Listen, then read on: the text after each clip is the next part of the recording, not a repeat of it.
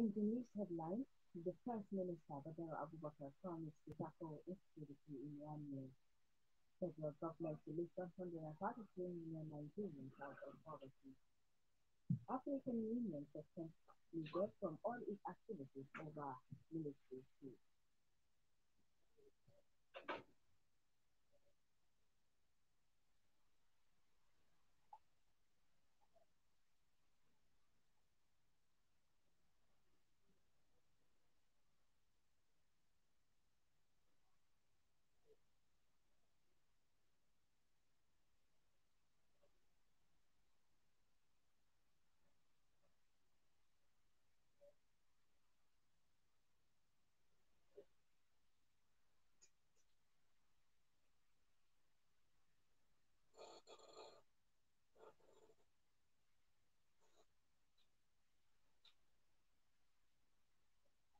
Good evening, listeners. Today is Tuesday, 6th Safar 1445 after Hijrah Prophet Muhammad is there from him. This is the 22nd August 2023. I am Emerson Adam, Eastern with the news. The Minister of Defense, Mohammed Badr Abubakar, has tasked the service chief to present timeline and requirements for ending insecurity across the country. He said security across the country will improve and tackle in 1 year of his tenure as minister. Badr hosted this at the Chief House Ministry of Defense headquarters while assuming duty as the new Minister of Defense, said his job and that of his Minister of State and that of Service Chief were at the stake if they don't end insecurity in 1 year. He promised to convene a monthly meeting of all security agencies to promote synergy to end insecurity. He promised he also pledged to review all reports on the nation's security challenges and come up with the best strategies to address them. The Minister of Agriculture and Food Security, Abubakar Sari, assumed office today and vowed that the federal government will ensure that it keeps Nigerians and export food flow and foreign exchange for the country. He said these were the target of the scheme, stressing that Nigeria had the potential to achieve this goal. Sari spoke at the headquarters of the Federal Ministry of Agriculture and Food Security in Abuja during a brief reception organized by the ministry for him and the Minister of State Aliyu Abdullahi. The governor of the Northwest Professor Babagana Nazim, who accompanied the ministers to the ministry, said Nigeria needs long and medium term plans that were sustainable to address food insecurity. Meanwhile, the new Minister of Humanitarian Affairs and Poverty Alleviation, Dr. Beta Ezi, has expressed the federal government's commitment to lift 133 million Nigerians out of poverty. Ms. Ezi discussed this when she assumed office today in Abuja and held leading meetings with the chief executive officers of the agencies under the ministry. She assured Nigerians of her determination she assured Nigerians of her determination to ensure transparency and accountability during her tenure as minister. She also explained that the ministry will achieve the target through different interventions and initiatives aimed at lifting millions of Nigerians out of poverty. The minister, who described as unacceptable the alarming rate of poverty in the country, said all hands must be on deck to address the situation. In his welcome address, the permanent secretary of the ministry, Dr. Nasser Sani also expressed commitment and loyalty to the minister in her text to deliver on the mandate of the ministry. Former Petroleum Minister Rezani Alison Madiki has been charged with bribery in the United Kingdom. According to Reuters, the British police said they had charged her with bribery offences, saying they suspected she had accepted bribes in return for awarding multi-million pound, pound oil and gas contracts. Alison Madike, ex-63, was a key figure in the administration of former President Goodluck Jonathan. She served as petroleum minister from 2010 to 2015 and also acted as president of the Organization of the Petroleum Exporting Council, OPEC.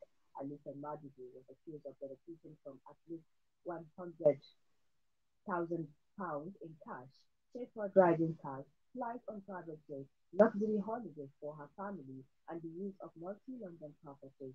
Charges against her also detail financial rewards, including furniture, renovation work, and staff for the properties, payment of private school fees, and gifts from high-end designer shops such as Hacha Jewelry and Louis Vuitton goods.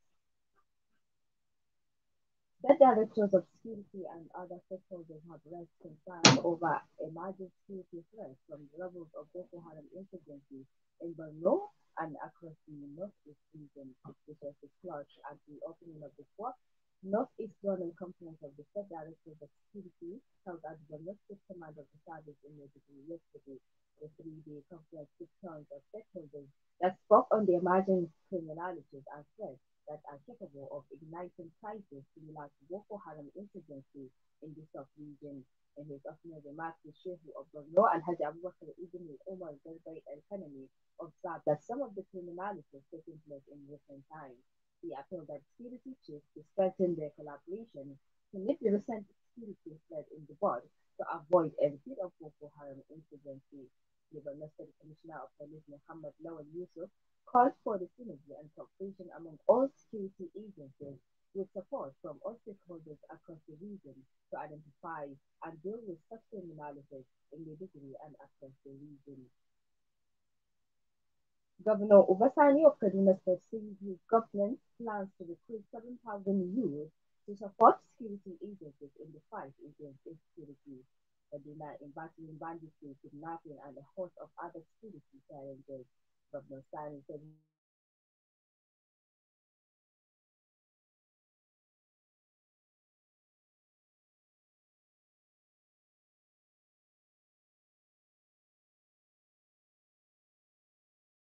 stated that the state government is working with other stakeholders, including religious bodies, to ensure the state is rid of criminality. He also said they are also talks with governors in the north to fine-tune the obtaining insecurity. The 44.7 billion naira, the second supplementary budget of the Gao state government, has passed the first and second readings on the floor of the State House of Assembly. The first and second passage of the supplementary bill occasioned after the House had received a message from Governor Umar Namadi for his consideration. While reading the message during the plenary today, the Speaker, Honorable Haruna Ali Ngate, said the budget will consider all capital and recruitment expenditures that are meant for the improvement of the well-being of the disaster citizens. The message also read that the second supplementary budget was stressed due to the increase in income generation received from the monthly federal allocations and the state international generation revenue in their separate contribution during the debate on the bill, some members of the Assembly were optimistic that the additional supplementary budget would relieve the current hardship in the state and said it will be used in completing all other ongoing projects, especially regarding the issue of the flood. The news is coming to you from Studio Travel Radio. More of the news at just what this week.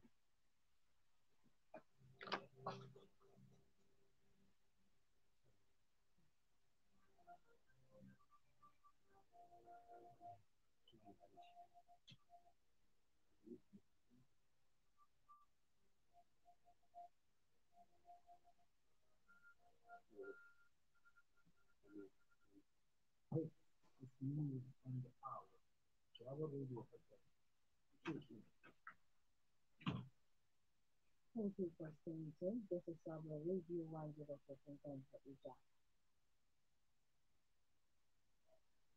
The Jigaw State House of Assembly has today approved Governor Malam Umar Namadi to appoint 50 special advisors in addition to the 25 earlier assented to and approved by the Assembly.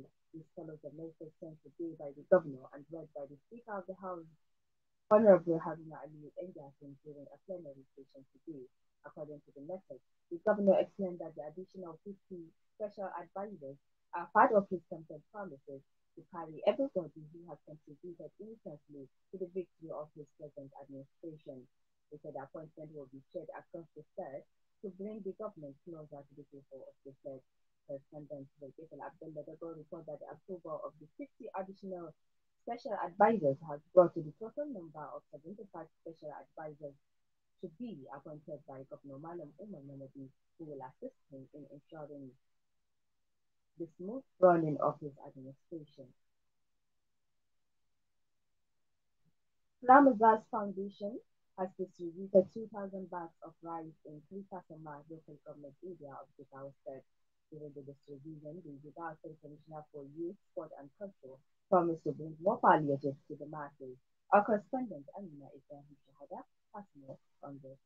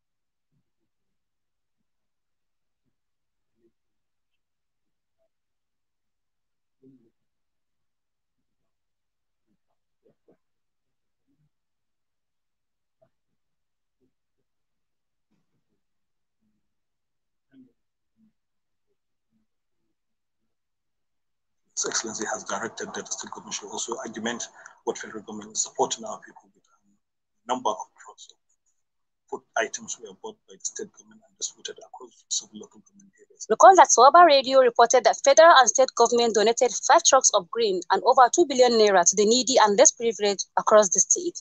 However, the commissioner, during the flag off of relief materials in Tawakalta village of Kirikasamba local government, added that considering the population of Jigawa state, government alone cannot afford to give everybody the food items. About 200 beneficiaries in Trabward received 5 kg bag of rice donated by Paramazas Foundation for the rest privileged under their mission, which include end poverty, zero hunger, and quality education. Some of the beneficiaries also expressed their heartfelt thanks to the donors for coming to their aid. Others had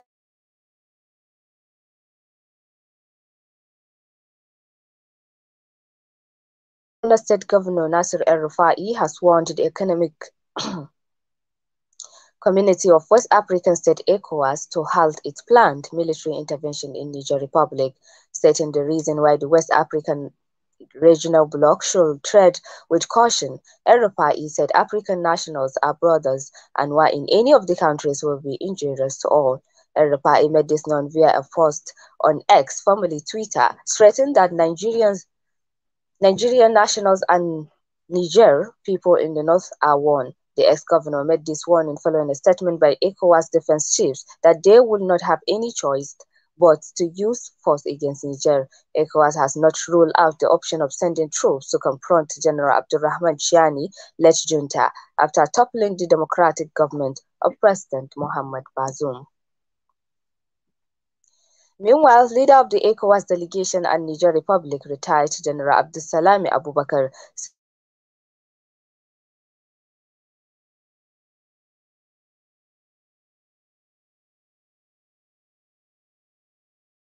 will prevail as stakeholders brainstorm to find a lasting solution to the coup in Niger Republic. The former Nigerian military head of state spoke to newsmen today at the presidential villa Abuja after a meeting convened by the president, who is the chairman of the Authority of Head of State and the Government of Economic Community of West African State ECOWAS. The meeting was also attended by President of the ECOWAS Commission, Dr. Umar Chaure, and the National Security Advisor, NSA, to the President, Malam Nuhri Bado. General Abubakar, who had over the last weekend held a meeting with the Ustad President of Niger, Mohamed Bazoum, and the leaders of the junta in the country, said he had delivered the terms of the Abdurrahman Chiani-led junta to ECOWAS. The African Union has suspended Niger from all its activities following the military coup last month. The African Union Peace and Security Council called on all of its members states and the international community to refrain from any action that could legitimize the junta in Niger. It retreated calls for the coup leaders to release the elected president Mohamed Bazoum. The West African Regional Group in ECOWAS has already threatened military action to reinstate him. Niger's junta has said that civilian rule cannot be restored for 3 years, but this has been dismissed by ECOWAS as unacceptable. Ethiopia says it will investigate report that Saudi Guard has used guns and explosive weapons to kill more than 650 people crossing from Yemen into the kingdom since early last year. It said the investigation will be in tandem with the Saudi authorities. A foreign ministry statement strongly urged against speculation and said Ethiopia and Saudi Arabia enjoyed a long-standing good relations, notwithstanding the tragedy. It expressed no sympathy for the alleged victims. Human Rights Watch collected testimony from survivors. The United Nations has previously made similar allegations to those of Human Rights Watch. An unnamed Saudi government official said the Human Rights Watch report, which was based on interviews with survivors, did not come with reliable sources. More than 6 weeks after they left Senegal, 38 survivors from the boat tragedy of Cape Verde returned to Dakar via a military plane on Monday evening. They are among 101 people who set out for the journey on 10th July trying to reach Spain's Canary Island. More than 60 people, most of them men, from the fishing town of Pasboye and the surrounding area are feared dead after their boat drifted at sea for over a month. There is still sadness and anger in this town after the boat tragedy. A few inhabitants, including members of the same family, said they were relieved knowing their relatives were on their way back home alive. And we wrap up the news with this and a recap of the major stories.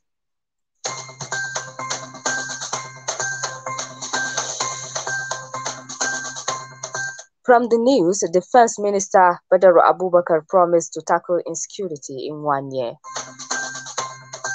Federal government to lift 133 million Nigerians out of poverty. African Union suspend Niger from all its activities over military coup. On behalf of the news department and the news editor Muhammad Suleiman Yobe, I am Salma Adam Iko. Have a great night.